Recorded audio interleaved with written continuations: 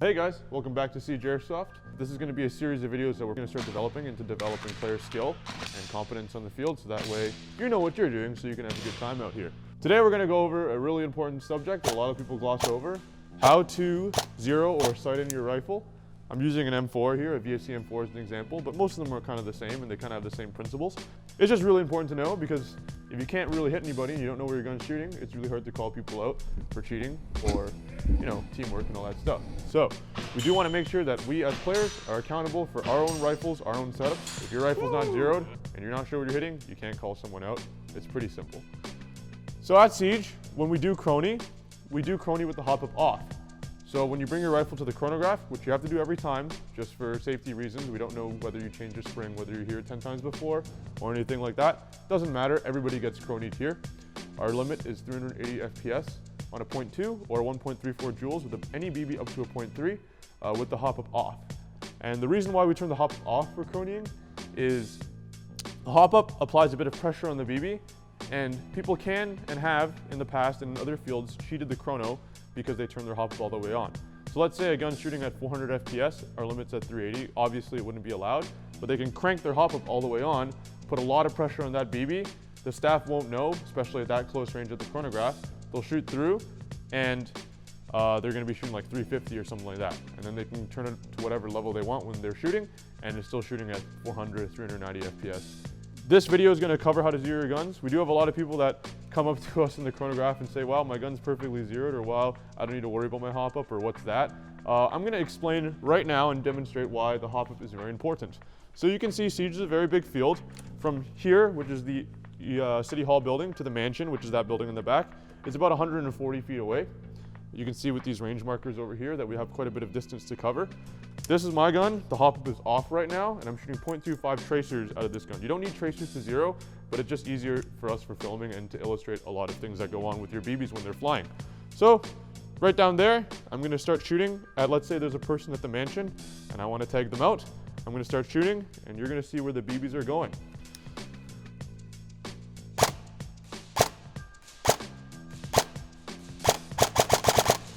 As you can see from these tracers, the BBs are unable to reach across the field.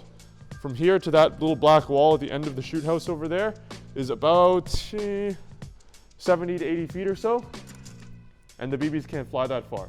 Even before they get there, they're already starting to curve down. So players, please make sure to turn on your HOPUPs. If you don't know what HOPUP is, it's basically a little piece of rubber that puts some friction in the BB so the BB can have some backspin via what's called the magnet effect. I don't want to get too much into the science in it because I'm not a scientist myself, but most guns have their HOPUP behind an exposed bolt like this, or a mock bolt. So mine is just a little Lonnex unit right there. This is just a standard unit. There's also rotary units. So for most standard units like this, you turn the gear into the barrel to increase the HOPUP. So first thing you want to do before you get into any of the optic or the iron sight stuff is to first zero your HOPUP.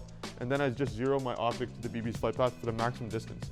So we do see a lot of guys also doing it in the range. It's too short of a distance. The range maybe is only about 30, 40 feet across. If a target is beyond there, you're gonna have to worry about very strange holds with your rifle. I like zeroing for max distance for Siege. That way, if a target's close, I just have to worry about a little holdover. I just hold over them a little bit or hold over where I wanna shoot. It takes a little bit of practice, but generally you can hit them every time. You get pretty sick toe shots like that. We'll put that video in for you guys to see that in a bit. So what I'm gonna do is I'm gonna turn the HOPUP wheel. The HOPUP wheel is over here, so I'm just gonna turn it a bit. You start a little bit by little bit. And what you want to get is the flight path of the BB to be as straight as possible. If you have too much HOPUP, it's going to go straight into the sky. Too little, like you saw there, and it will go into the ground. So let's take a few test shots to see what we got. So still far too little, so let's turn it up a little bit more. Let's see about now. We're getting there. It's going a little farther. Let's turn it up a little bit more. Now the BBs are going all the way up. So if you see, this is the opposite of the effect that you want to see. As you can see, the BBs are going so high that they're hitting the rafters up there. Not good too, because if you're not placing your shots properly, you can shoot out a light. I've had incidences where players are shooting at me and their BBs are going right over my head and they're wondering why they're not hitting.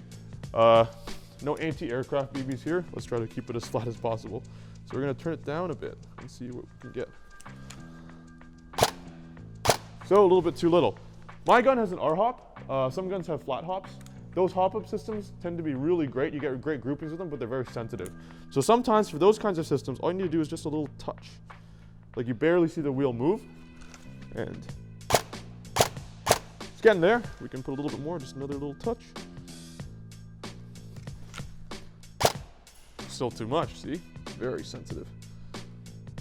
And take your time with this, everybody. You want to make sure your gun's shooting straight before you start playing. There's often time between games and before the games start to do this, and if you need, you can always ask a staff member for help. We're all trained to do this. That's pretty good. Maybe a little bit more. But as you can see now, my BBs are flying pretty straight. If there was a person right at the edge of the stairs there, I would 100% be able to hit them. So now that that's zeroed, what you can do is, my tip is to grab a Sharpie or some other kind of permanent marker and mark off your hop-up wheel. So the way I do that, and not all hop-up wheels are this colored, you can use a white pen, or something that's some sort of paint pen. What I do is I'll just mark off like a segment of the wheel and a part of my unit or my gearbox. And then all I got to do is line up that cog with that dot over there, and then I'm able to get the same zero and repeatable results every time. So every time I come to this field or any other field, and I can mark off multiple zeros. So if I want to use 0.28s, 0.32s outdoors, then I can mark it off for different distances. So now we're going to just try that grouping one more time. Oh yeah, that's really straight. So now we want to zero our optic. So before you zero your optic, you obviously want to have this zeroed, because if your BBs aren't flying straight, you can't really put your optic to the flight path of the BB. So to see the flight path, I try to shoot into a dark area. I have tracers right now, so it's kind of cheating. But the mansion area down there is very dark. White BBs, you'll be able to see it. Another way you can see the flight path of the BB is to shine your flashlight while shooting into a dark area. So I can demonstrate that right now. We'll do the same thing as a tracer unit. That's my flashlight right there. And you can see where the BBs are going. So every optic, going back to the optics thing, and you can close the port after. On AKs, you'll have a little slider. On MP5s, you have a little slider. Every gun's different. Some guns need a screw. Gas guns need a screw, stuff like that. Just make sure you know how your gun works before you come in and play with it. Most of the things can be found in the instruction manual or other YouTube videos online. So right now I'm running a red dot, which is the most conventional optic that most people use. This is a hollow sun. It's a great little optic. So you want to take off these little protective caps here. Some red dots will have these caps act as their screwdrivers, like mine here. I always recommend getting a dedicated screwdriver, like a flathead. Just gives you a bit more precision, and you don't have to worry about losing these guys. I just put them here in my pocket. However, some optics have proprietary little screws. So some of the clone Aimpoint T1s and the older Aimpoint T1s, the real ones, they'll have these little prongs. Don't lose that. You're gonna have a really bad time if you lose that. So make sure you keep these somewhere safe. So for the optic, you generally have two knobs. You have one for windage, which is left and right, and you have one for elevation. Usually the windage knob is on the side, and usually the elevation knob is on the top. For holographic sights, they'll be marked separately, but for T1 micro style red dot sights, that's the way they go, as you can see over there. So first thing I tend to adjust is I tend to adjust the windage first, and then I adjust the elevation. So by looking at the flight path of the BB, shoot again. Let's say my BBs are flying a little bit to the right of where my dot is. So what you're going to do is every red dot has different direction markers. For this, it's marked on the inside of the caps over here. So up and stuff like that. A lot of clone red dots, however, I don't know why, but for some reason, they're backwards. So up is always down is always up, left is always right, and right is always left. I don't know what they're doing over there, but that's just the way that it is. So a good piece of advice I have is to lean the rifle against the ledge like this, kind of pop a squat over here, and just look at your dot and just adjust and see which way your dot is moving. Once you see which way your dot is moving, take a few shots, put your screwdriver over here, into the dark area with your flashlight on maybe, or use tracers like I do. And you can see if it aligns with the flight path at the distance of the mansion. Once you kind of get it there, left and right is good. Now you want to adjust up and down. So I always zero my dot to where the flight path kind of ends at the mansion.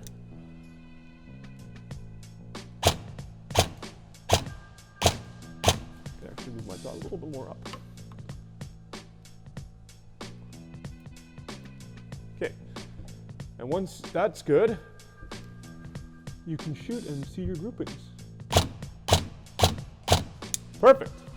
So, once that's all done, you can actually mark these too.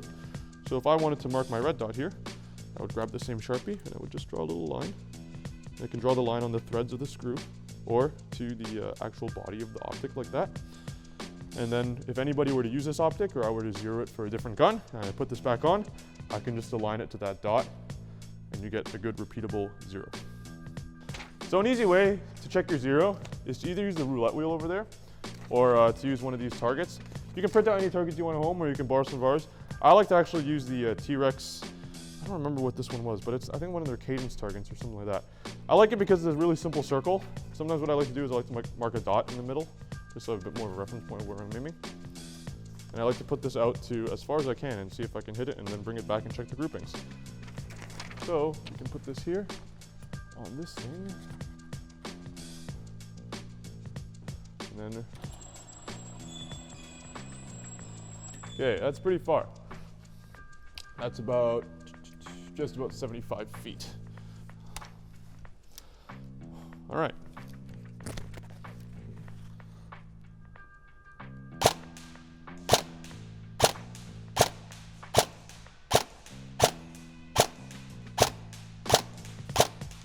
Okay, and you can bring it back and check your groupings. All right, I see my grouping here.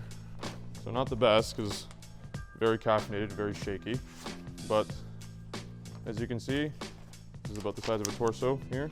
And from 70 feet, making pretty easy hits. Boom, boom, boom, boom. And we got one little fly over there. Right there, not the best grouping, yes I know, but standing up, overly caffeinated, just re-zeroed my gun, didn't really put too much time into it. That's pretty good. So everybody, that's the quick and easy guide that I have to zeroing here. If you want, like I said earlier, staff can help you with it. But I just want to reiterate everybody that it's super important to have your gun zeroed properly, because if you don't know where you're shooting, and you don't know what you're hitting, and you can't really call people out if you don't know where you're hitting. I hope we illustrated why it's really important, why HOPUP is really important, why you literally cannot shoot across the field if you don't have it on. So get to know your guns, guys, practice at home, come on the field and practice, of course. We have targets in the close range. And we're gonna have more videos coming soon in terms of more things for training, drills, getting better at airsoft, and showcasing new features and events at the field.